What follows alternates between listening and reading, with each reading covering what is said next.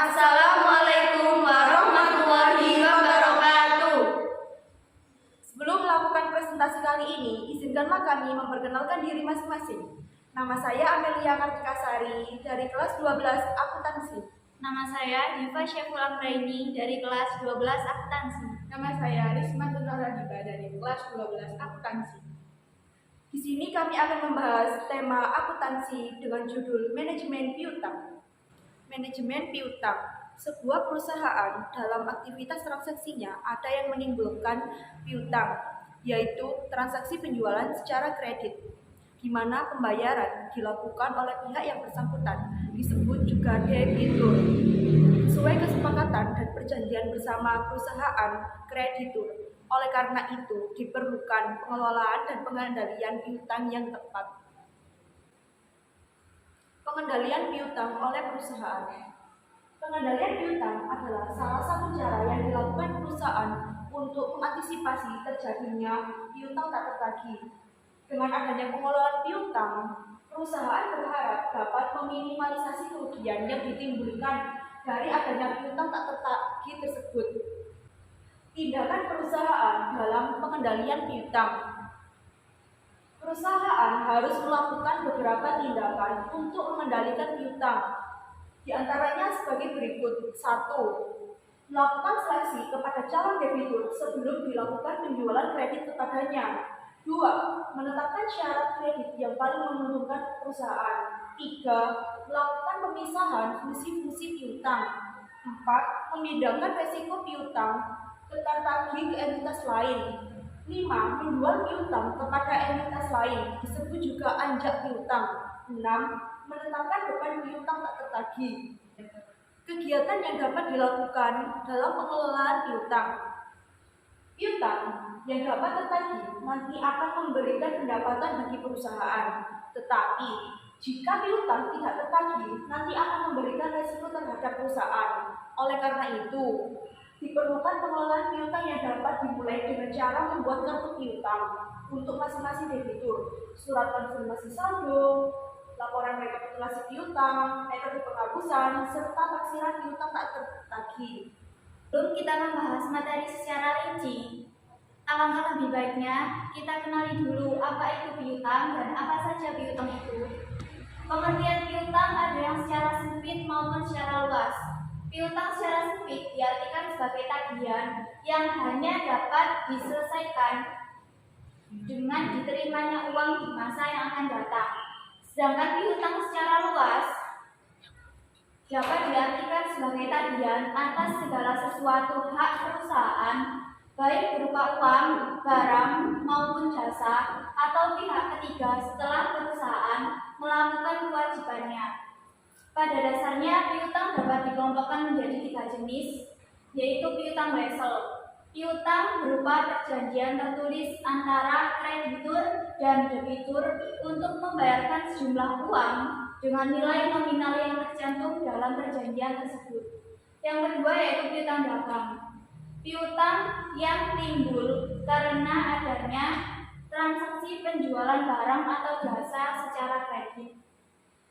Dan yang ketiga yaitu piutang lain-lain, piutang selain piutang wesel maupun piutang dagang. Contohnya seperti piutang pegawai, piutang kepada anak perusahaan, piutang dividen, dan piutang lain-lain. Sebelum kita masuk pada materi pengelolaan kartu piutang, kita kenali dulu apa itu kartu piutang. Kartu piutang merupakan catatan akuntansi berupa buku pembantu yang berupa rincian mutasi piutang perusahaan kepada tiap-tiap pelanggannya. Jadi, setiap perusahaan akan memberikan kartu piutangnya kepada tiap-tiap pelanggannya agar pelanggan mengetahui jumlah piutangnya kepada perusahaannya itu berapa.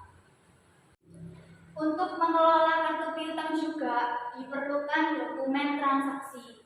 Dengan adanya dokumen transaksi, kita bisa mengelola kartu piutang.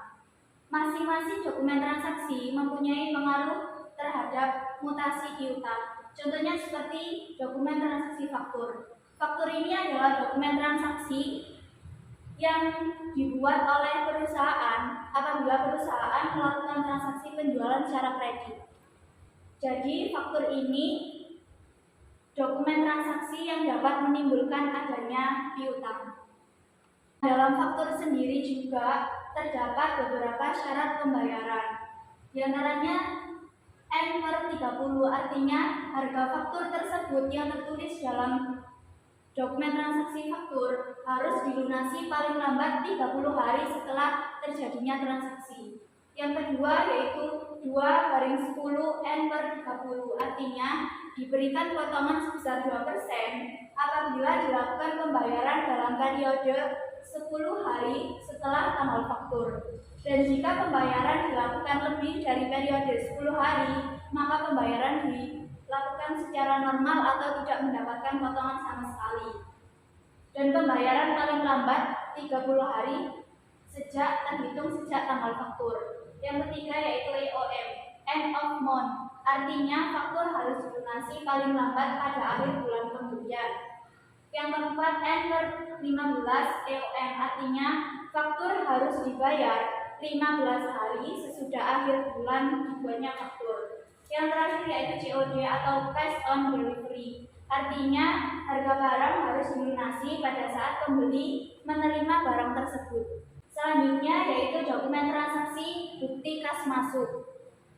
Selain faktur juga ada bukti kas masuk. Bukti kas masuk ini adalah dokumen transaksi yang diterima oleh perusahaan apabila perusahaan menerima pembayaran atas piutang. Next. Yang ketiga yaitu nota kredit. Nota kredit ini diterima atau dibuat oleh perusahaan apabila perusahaan menerima retur dari transaksi penjualan secara kredit. Yang terakhir yaitu bukti memorial. Bukti memorial ini adalah bukti transaksi yang ada atau diterbitkan oleh perusahaan apabila perusahaan melakukan penghapusan piutang atas piutang yang tak tertagih. Jadi perusahaan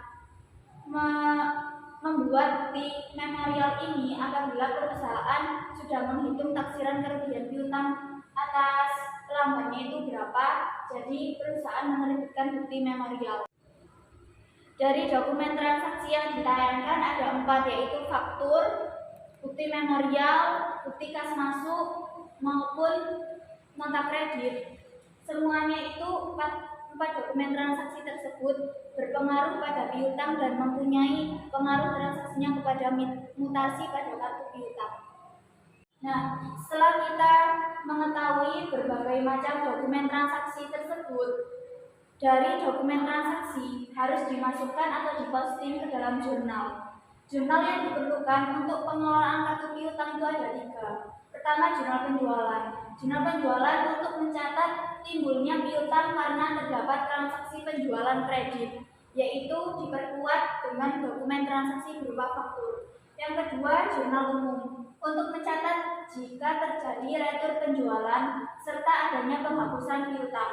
Retur penjualan diperkuat dengan dokumen transaksi berupa nota kredit, dan penghapusan piutang diperkuat dengan bukti memorial. Yang ketiga yaitu jurnal penerimaan kas untuk mencatat pengurangan piutang karena adanya pelunasan atau pembayaran yang diperkuat dengan adanya dokumen transaksi berupa bukti penerimaan kas.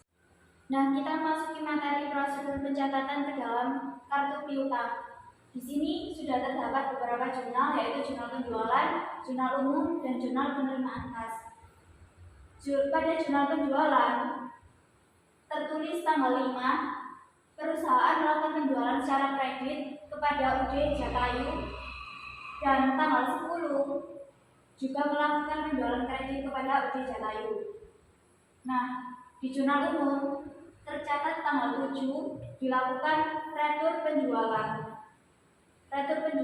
kepada UD Jatayu, dan tanggal 20 tercatat sebagai penghapusan piutang. Pada jurnal penerimaan kas tanggal 12 Juni UD Jatayu melakukan pembayaran piutangnya kepada perusahaan.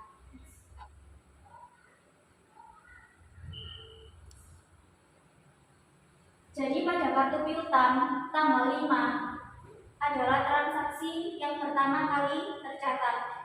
Transaksi yang pertama kali tercatat yaitu pada jurnal penjualan, artinya perusahaan melakukan penjualan secara kredit kepada UD Jatayu sebesar 6.400.000.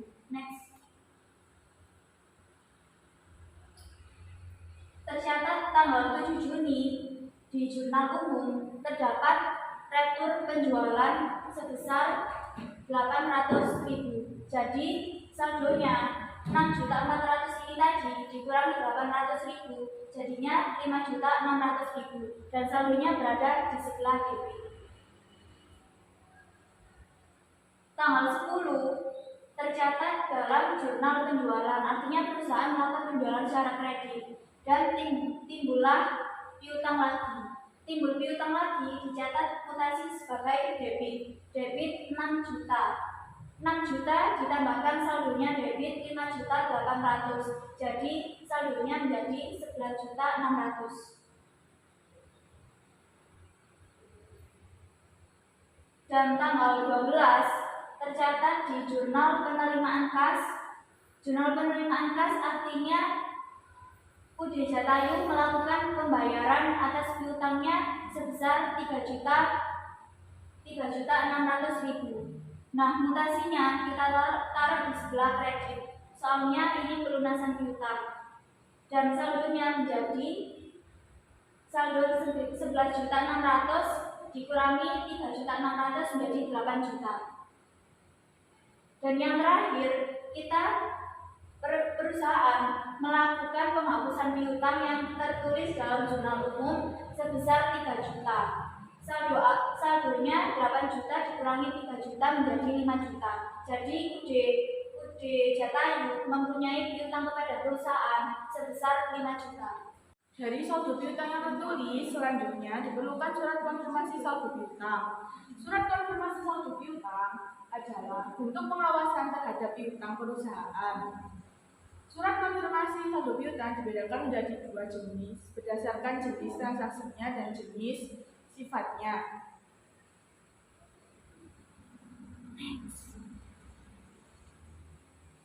Surat konfirmasi piutang berdasarkan jenis transaksinya. 1. Konfirmasi saldo piutang akhir bulan. Di dalam informasi ini yang diinformasikan kepada pelanggan hanyalah saldo akhir bulan saja. Yang kedua, konfirmasi satuan piutang. Yang diinformasikan kepada pelanggan hanyalah saldo awal 1 bulan. Yang ketiga adalah konfirmasi faktur yang belum terbayar. Yang diinformasikan hanyalah faktur yang belum dibayar. Surat konfirmasi saldo piutang berdasarkan sifat suratnya. 1. Konfirmasi positif. Surat konfirmasi yang dikirim akuntan publik kepada debitur, di mana debitur diminta mengirim balasannya secara langsung, baik setuju maupun tidak setuju atas saldo dalam surat tersebut. Kedua adalah konfirmasi negatif. Konfirmasi negatif adalah surat yang dibuat dari akuntan publik kepada debitur, di mana debitur diminta mengirim balasannya langsung kepada akuntan publik jika tidak setuju atas saldo dalam surat tersebut. Metode penghapusan piutang tak tertagih. Ada dua metode, yaitu 1. Metode langsung. Metode langsung adalah metode pencatatan kerugian piutang yang langsung mengurangi jumlah piutang yang bersangkutan. Setiap penghapusan piutang langsung dicatat pada rekening kerugian piutang nasional, beban kerugian piutang debit, piutang dagang kredit. Yang kedua adalah metode tidak langsung atau metode cadangan.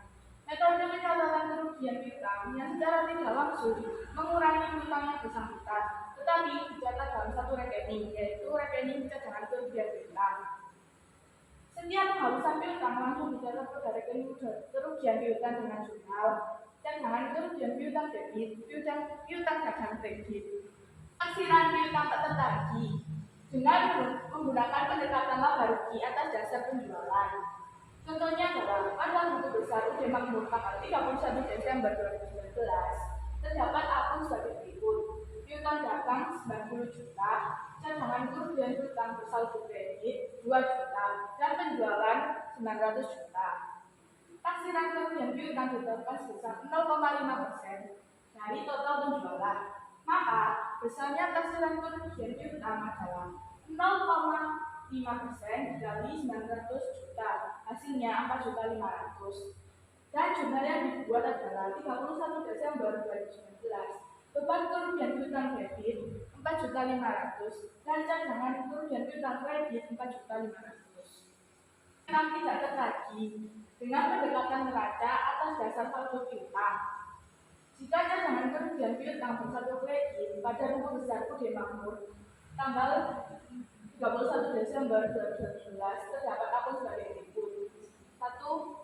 Piutang dagang 80 juta, cadangan kerugian piutang saldo kredit 2 juta.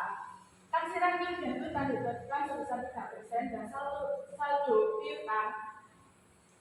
Taksiran kerugian piutang 3% dikali 80 juta sama dengan 2.400.000. Saldo kredit akun cadangan kerugian piutang 2 juta. Itu dikurangi disebabkan oleh cadangan kerugian piutang bersaldo kredit. Jadi kerugian piutang yang menjadi beban tahun 2019 menjadi 400.000. Jurnal yang dibuat adalah 31 Desember 2019. Beban kerugian piutang debit 400.000 dan cadangan kerugian piutang kredit 400.000. Taksiran pendekatan piutang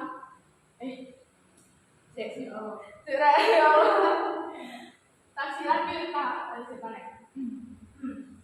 taksiran piutang tak tertagih pendekatan neraca atas saldo piutang secara debit. Wah, kayak enak sih. Yang kamu betul-betul Jika saldo piutangnya saldo debit. Pendekatan neraca atas dasar saldo piutang jika piutang bersaldo debit kerugian. Cadangan kerugian Pendekatan neraca atas dasar saldo piutang jika cadangan kerugian piutang bersaldo debit.